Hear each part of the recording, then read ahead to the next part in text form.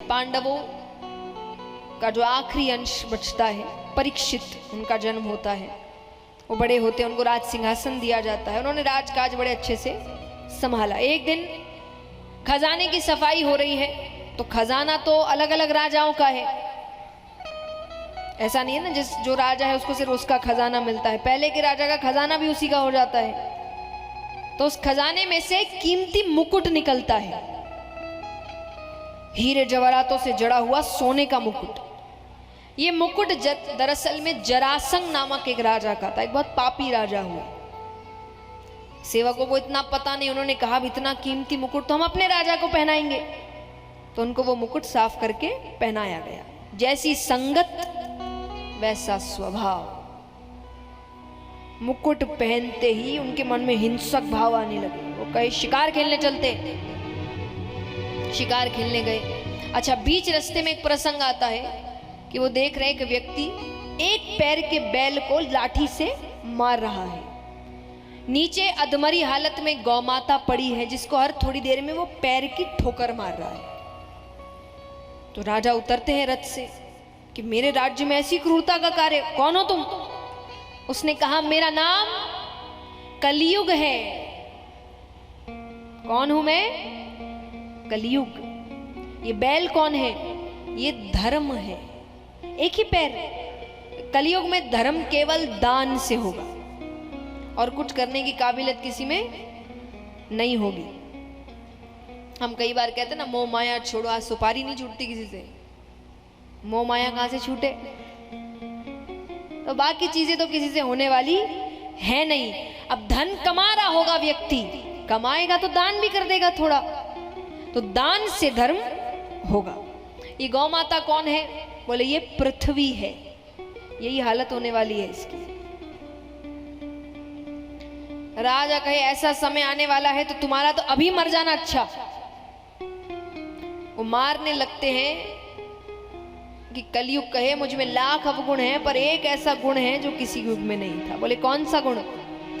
कलियुग केवल नाम आधारा, सुमिर सुमिर नर उतर ही पारा। जो पहले युगों में वर्षों तपस्या करने से भगवान मिलते थे, वो कलयुग में केवल नाम जप से मिल जाएंगे। कितना आसान कर दिया भगवान ने, क्योंकि भगवान को भी पता था आसान नहीं किया तो ये मानने वाले ही नहीं। इतना आसान करने के बाद भी व्यक्ति कह रहा है उसके पास भगवान के लिए समय नहीं है। सोचिए, भगवान ये नहीं करते तो वो तो देखता ही नहीं भगवान की ओर। भगवान ने ऐसी चीजें आसान नहीं करी है। उनको पता था ये करने वाले है नहीं कुछ। कई बार लोग कहते हैं ना कि अब नहीं आते भगवान। जब मीराबाई की बात होती है, नरसिंह जी की बात होती है कि पहले आते थे, शबरी माता की बात होती है, अब कहां भगवान आने वाले। तो अब वैसे भक्त हैं क्या? वैसे भक्त हो जाए तो भगवान आज भी आ जाए, वैसे भक्ति नहीं तो भगवान कहां से आएंगे? लेकिन दोष तो भगवान पे लगाना है कि अब कहां भगवान आने वाले। तो अब तुम वैसे हो क्या? एक काम मैंने कल भी कहा था, एक काम ना करे तो भगवान बदल ले। और शबरी माता ने सालों इंतजार किया था, सालों। बचपन की भक्ति शुरुआत हुई, बुढ़ापे में जाके भगवान आए। इतना ही है इंतजार, सब्र है इतना हमारे अंदर। कहां से भगवान आ जाए? भक्त भी तो वैसे होने चाहिए जो भगवान को बुला सके।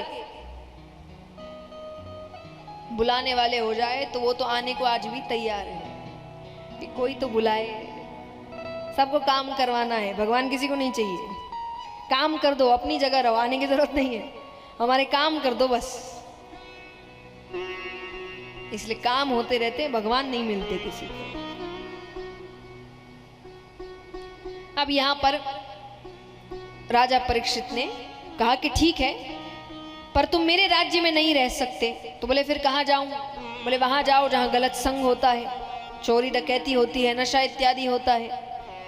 वो कहे वो प्लॉट मैंने पहले से बुक करके रखे हैं। अच्छा, वो कहे एक स्थान तो मेरे मन मुताबिक दीजिए। बोले कौन सा स्थान? बोले मुझे स्वर्ण में स्थान दीजिए, सोने में। राजा भूल गए, राजा ने खुद ने सोने का मुकुट पहन कर रखा। कलयुग प्रवेश कर गया। अब यहाँ पर वो शिकार करते करते भटक जाते हैं, तो एक कुटिया दिखती है, उसमें एक संत तपस्या कर रहे हैं, तप में है, लीन में है। उन्होंने 1-2 बार जल मांगा, जब कोई जवाब नहीं मिला तो उन्होंने एक मरा हुआ सर्प उनके गले में डाल दिया। ऋषि के पुत्र को पता चलता है तो उसने कहा, जिसने भी हरकत की है अगले 7 दिनों में तक्षक नाग के डसने पर उनकी मृत्यु हो जाएगी। राजा घर पहुंचते, मुकुट उतारते हैं, उनको श्राप के बारे में पता चलता है। उन्होंने उसी वक्त अपना राज्य छोड़ दिया। अब यहां सारे ऋषिगण एकत्रित हुए हैं कि 7 दिनों में इसको मुक्ति कैसे मिले।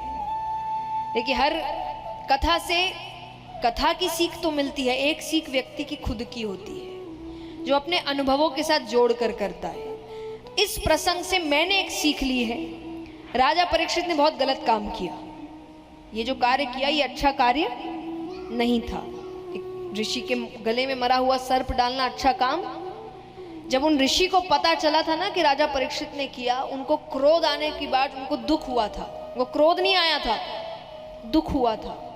क्यों? क्योंकि वो कह रहे हैं ये तो ऐसा नहीं है, ये तो बहुत अच्छा है, इसने ऐसा कैसे कर दिया, जरूर कुछ गलत हुआ है। जब मैंने ये चीज सुनी तो मुझे एक ही सीख मिली, और जो हर व्यक्ति के लिए है, कि अपना जीवन इतने अच्छे से जियो, कि अपना जीवन इतने अच्छे से जियो कि आपसे कभी कोई गलती भी हो जाए तो लोग आपको नहीं, आपके समय को गलत ठहराए कि आदमी तो अच्छा है, समय सही नहीं चल रहा। ऐसा जीवन जियो।